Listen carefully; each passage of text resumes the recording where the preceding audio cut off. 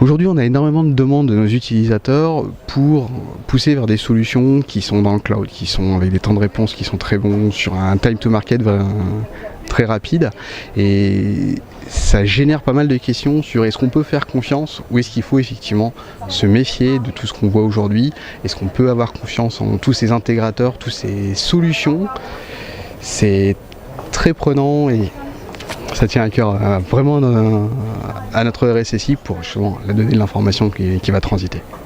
Tout à fait. De quoi avez-vous peur aujourd'hui ?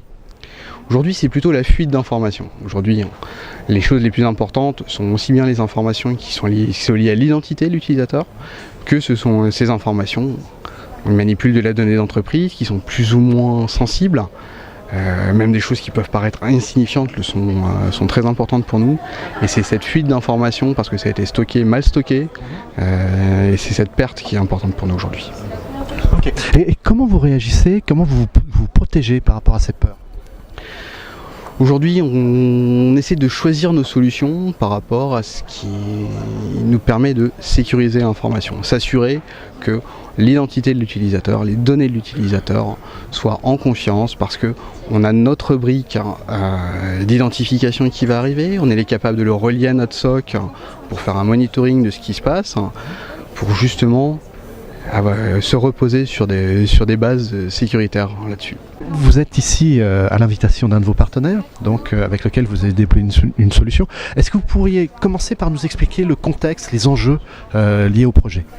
Aujourd'hui, la mobilité est quelque chose qui est devenu très important pour tout utilisateur, et chez Engie c'est quelque chose qui existe depuis des années. On a commencé avec des Nokia 9300, de l'échange de SMS pour nos techniciens, donc ça date un peu maintenant, et aujourd'hui, on a la montée de tout ce qui est smartphone, de tout ce qui est tablette, le changement de paysage par rapport à ces usages, le mélange entre vie publique, vie privée, vie privée et vie professionnelle, pardon.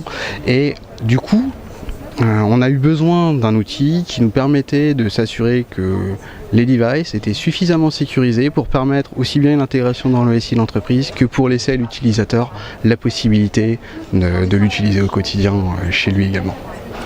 Quelle solution avez-vous adoptée et pourquoi ? Aujourd'hui, on a choisi AirWatch.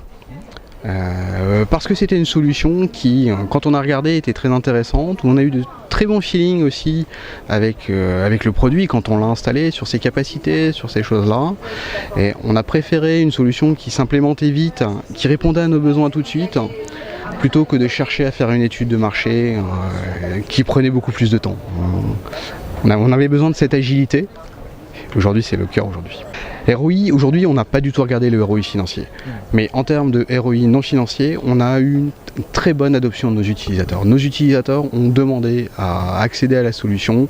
On a même eu des utilisateurs qui ont enrôlé leur device personnel à la solution pour les sécuriser, pour accéder à leur mail depuis leur device perso, en acceptant toutes les contraintes liées à l'intégration sur le monde de l'entreprise.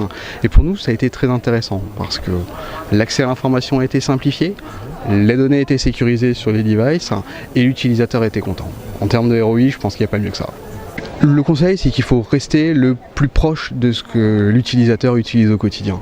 Il ne faut pas chercher à dire je veux un device mobile qui soit totalement verrouillé, sur lequel je veux tout transformer. L'utilisateur a l'habitude de l'utiliser, parce qu'il en a un chez lui, maintenant c'est devenu tellement disponible, qu'il faut rester proche du produit, ça permet la meilleure adoption.